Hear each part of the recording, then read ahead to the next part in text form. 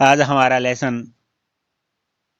Number 3 है और हमारा जो सेकंड पार्ट है उसका नाम है ब्लैक एरोप्लेन। आज हम इसकी शॉर्ट समरी करेंगे जो कि परीक्षा की दृष्टि से महत्वपूर्ण होगी। यदि आप इस शॉर्ट समरी को अच्छी प्रकार से समझ लेते हैं तो आपका पूरा लेसन रिवाइज हो जाता है। तो आइए देखते हैं, पहले इस लेसन का ओवरव्यू दे देता हूं और इसके बाद हम इसे शॉर्ट समरी को इंग्लिश में समझेंगे। इस कहानी का लेखक एक पायलट है। एक रात वह अपना पुराना डेकोटा जहाज फ्रांस के ऊपर से उड़ा रहा था। तारों भरी रात थी, इंग्लैंड जा रहा था। उसे अपने परिवार के साथ छुट्टियां बिताने की आशा थी। आसान यात्रा थी। सोचा अपने परिवार के साथ लंबी छुट्टी बिताऊंगा, उनके साथ अंग्रेजी नाश्ता करूंगा और अपने दैनिक जीवन की क्रियाओं को करूंगा। तो ऐसे चलते चलते उसने अपनी घड़ी को देखा। लगभग सुबह के 1:30 बजे हुए थे। उसने तार के द्वारा या टेलीफोन के द्वारा पेरिस कंट्रोल को संपर्क किया और उसने 12 डिग्री पश्चिम की ओर मुड़ने की सलाह दी और जो सलाह दी गई उसने वैसा ही किया और उसने देखा कि पेरिस अभी उससे 150 किलोमीटर की दूरी पर था। अचानक लेखक ने अपने सामने बड़े बड़े बादल देखे। बादलों के ऊपर से जहाज को उड़ाना संभव नहीं था। उसके पास अधिक ईंधन नहीं था, इसलिए बादलों के बड़े बड़े पहाड़ों के बाएं या दाएं से जहाज को उड़ा कर ले जाना संभव नहीं था। उसे खतरा मोल लेने का फैसला किया और जहाज को सीधा बादलों के बीच ले गया। जब वह बादलों में घुसा तो हर चीज एकदम काली हो गई। उसने देखा कि उसके दो दिशा सूचकी यंत्र ने काम करना बंद कर दिया। उसने निर्देशों के लिए पेरिस कंट्रोल से संपर्क करने का प्रयत्न किया, मगर रेडियो ने भी काम करना बंद कर दिया। यानी उसके जो सभी यंत्र थे वो सभी खराब हो गए थे। अचानक लेखक ने अपने पास एक काला हवाई जहाज देखा। वह उसके अंदर के पायलट को देख सकता था। पायलट ने लेखक को अपने पीछे पीछे आने का इशारा किया। उसने काले हवाई जहाज का पीछा एक आज्ञाकारी बच्चे की तरह किया। अब लेखक को काले हवाई जहाज के पीछे चलते हुए आधा घंटा हो गया था। उसे चिंता हो गई कि उसके जहाज का जो फ्यूल है या ईंधन है केवल 5 या 10 मिनट का ही शेष था। मगर तभी काले जहाज ने नीचे जाना आरंभ कर दिया और लेखक ने उसका पीछा किया। अचानक लेखक बादलों के बाहर था। वह हवाई जहाज की पट्टी को देख सकता था। वह काले जहाज को देखने के लिए मुड़ा, मगर उसे वह कहीं नजर नहीं आया। आकाश खाली था। लेखक ने अपना डेकोटा जहाज उतारा। वह नियंत्रण कक्ष पर गया और वहां की स्त्री से पूछा कि अन्य पायलट कौन था। स्त्री ने, जो परिचारिका थी, उसने लेखक को अजीब ढंग से देखा। तब वह हंसी और उसने कहा, वैसे तो तूफानी रात में कोई भी अन्य जहाज नहीं उड़ रहे थे। उसने लेखक को बताया कि उसे राडार पर केवल उसी का जहाज नजर आया था। तो ये थी हमारी हिंदी में जो स्टोरी मैंने आपको बताई। अब हम इस शॉर्ट समरी को इंग्लिश में समझेंगे, देखिएगा। The story black aeroplane is about a pilot who feels happy and contented to fly over a city। यानी यह जो स्टोरी है ब्लैक एरोप्लेन नामक जो कहानी एक पायलट के बारे में है। अबाउट ए पायलट यानी एक पायलट के बारे में है। हु फील्स यानी जो महसूस करता है। फील क्या होता है? महसूस करना। हैप्पी यानी खुश और कंटेंटेड होता है संतुष्ट होना। और वह खुश और संतुष्टि महसूस करता है। टू फ्लाई यानी उड़ान। ओवर ए सिटी यानी एक शहर के ऊपर से उड़ान भरता हुआ। दैट इज स्लीपिंग यानी सोए हुए शहर के ऊपर से उड़ान भरता हुआ काफी खुश है और संतुष्ट है। एट द नाइट टाइम यानी रात का समय है। He is flying from Paris to London यानी उसकी जो उड़ान है वह उड़ान भर रहा है। कहाँ से लेकर? पेरिस से लेकर लंदन की उड़ान भर रहा है। ये बात याद रखनी है कि उसने उड़ान कहाँ से भरी? पेरिस से। और जा कहाँ रहा है? वह लंदन जा रहा है। व्हाइल टेकिंग हिज फ्लाइट जब वह उड़ान भर रहा था। ही ड्रीम्स यानी उसका सौपन, अबाउट ए लॉन्ग हॉलीडे यानी अपनी लंबी छुट्टी बिताने के बारे में था। किसके साथ छुट्टी बिताना चाहता था?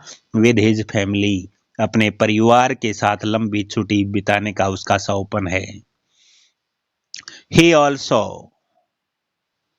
फैंटासाइज about the scrumptious breakfast he would have upon landing, यानी वह फैंटासाइज होता है मनचाही बात की कल्पना करना। उसने मनचाही बात की भी कल्पना की। किसके बारे में? स्क्रम पसियस ब्रेकफास्ट यानी अपना जो विशेष नाश्ता था उसके बारे में उसने मनचाही कल्पना की। He would have upon landing यानी जब वह लैंडिंग करेगा यानी वहां पर उतरेगा और अपने घर जाएगा तो उसने मनचाही बात की कल्पना की कि एक अच्छा नाश्ता करेगा। As soon as he cross Paris, और ज्यों ही, एज सुन एज क्या होता है? ज्यों ही क्रॉस पेरिस यानी उसने पेरिस को पार किया। He gets a look of the dark clouds, तो उसने अपने सामने क्या देखे? डार्क क्लाउड्स देखे, काले काले बादल देखे। दैट वर ए साइन, जो कि एक संकेत था। ऑफ द अपकमिंग स्टॉर्म, यानी आने वाले तूफान का एक संकेत था, जो काले काले बादल उसे अपने सामने दिखाई दिए। द राइट डिसीजन, सही निर्णय ये होता, राइट होता है सही, डिसीजन यानी निर्णय, would have been to turn back to Paris from the sake of safety, यानी सुरक्षित रहने के लिए पेरिस वापस जाना ही उसके लिए सही निर्णय होता। यानी राइट डिसीजन सही निर्णय होता। To turn back to Paris यानी पेरिस वापस जाना ही, फॉर के लिए, द सेक ऑफ सेफ्टी यानी अपनी सुरक्षा के लिए पेरिस वापस जाना ही उसके लिए अच्छा निर्णय होता। But he being our shadowed by his dreams, परंतु उसे तो अपना सौपन पूरा करना था। And not wanting to delay them, delay होती है देरी, और वह कोई भी देरी नहीं करना चाहता था।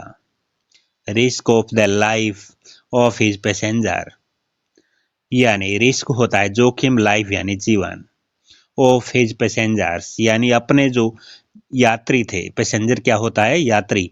अपने यात्रियों के जीवन को जोखिम में डालना।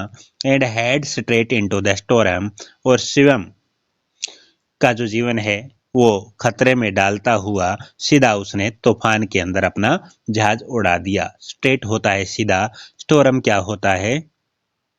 तूफान। एवरीथिंग गेट्स डार्क यानी प्रत्येक चीज काली हो गई। एवरीथिंग यानी प्रत्येक चीज, गेट्स डार्क यानी काली हो गई। ही इज अनेबल टू सी, यानी वह कुछ भी देखने के अयोग्य था। अनेबल अयोग्य यानी कुछ भी उसे दिखाई नहीं दिया। All his direction instrument stopped functioning, यानी दिशा बताने वाला जो इंस्ट्रूमेंट था, यंत्र था। डायरेक्शन यानी दिशा, इंस्ट्रूमेंट यंत्र, यानी जो दिशा बताने वाला यंत्र था वो उसने कार्य करना बंद कर दिया। फंक्शनिंग यानी कार्य करना, स्टॉप्ड यानी बंद कर दिया। And he lost control of the plane, और वह अपना जो जहाज था, अपना जो प्लेन था, उसका भी नियंत्रण खो चुका था। लॉस्ट यानी खो चुका था, कंट्रोल यानी नियंत्रण, ऑफ द प्लेन यानी अपनी प्लेन का या अपने जहाज का। When all hope was lost, यानी जब उसकी सारी आशाएं खत्म हो चुकी थी, यानी उसकी जो सारी आशाएं थी वो खत्म हो गई। He saw another aeroplane, यानी उसने दूसरा हवाई जहाज देखा। Whose pilot was more than willing to risk them, यानी जिसका जो पायलट था उसकी भी उससे ज्यादा जोखिम उठाने की इच्छा थी। द ऑथर वाज पैनिकिंग, यानी लेखक घबराया हुआ था। पैनिकिंग क्या होता है? घबराया हुआ। लेखक घबराया हुआ था। As there was very less amount of fuel left, कि उसके पास बहुत कम मात्रा में ईंधन बचा था। लेफ्ट यानी बचा हुआ, फ्यूल यानी ईंधन बहुत कम मात्रा में बचा हुआ था। The anonymous pilot guided them, यानी उसके सामने जो पायलट था उसने उनका मार्गदर्शन किया। आउट ऑफ द स्टॉर्म यानी तूफान से बाहर निकलने के लिए उसका मार्गदर्शन किया। And disappeared as soon as they saw light, और डिसअपियर्ड यानी लुप्त हो गया। एज सुन एज ज्यों ही, दे सा लाइट यानी उसके सामने जब रोशनी आई, यानी वह नीचे उतर रहा था, जब उसने रोशनी को देखा, तूफान से बाहर आया, तो वो आगे वाला जो जहाज था वो डिसअपियर हो गया था। अपन लैंडिंग यानी नीचे उतरते ही। व्हेन जब, ही आस्क वह पूछता है, the lady in the control room यानी नियंत्रण कक्ष की उस औरत से, उस लेडी से जब वह पूछता है, अबाउट द अदर पायलट की दूसरे पायलट के बारे में पूछता है कि जो मेरे सामने जो हवाई जहाज उड़ा रहा था वो पायलट कहाँ पर है, उसके बारे में कंट्रोल रूम की जो लेडी है उससे पूछता है। He is left in shock when she says that, और तब उसे थोड़ा सा शोक लगा, शोक में आया। व्हेन जब, शी सेज यानी उस महिला ने कहा, लेडीज ने कहा, that his was the only plane in the sky, कि मैं केवल आसमान में केवल आपका ही जहाज देख सकती थी, केवल मात्र आसमान में आपका ही जहाज था। तब इस बात को लेकर उसे थोड़ा सा धक्का लगा कि जिसने मेरे आगे मेरा मार्गदर्शन किया वो एक काल्पनिक था। तो आज के लिए बस इतना ही। मिलते हैं नेक्स्ट वीडियो में एक नेक्स्ट टॉपिक के साथ, और आशा करता हूं कि आपको ये वीडियो अवश्य ही पसंद आई होगी।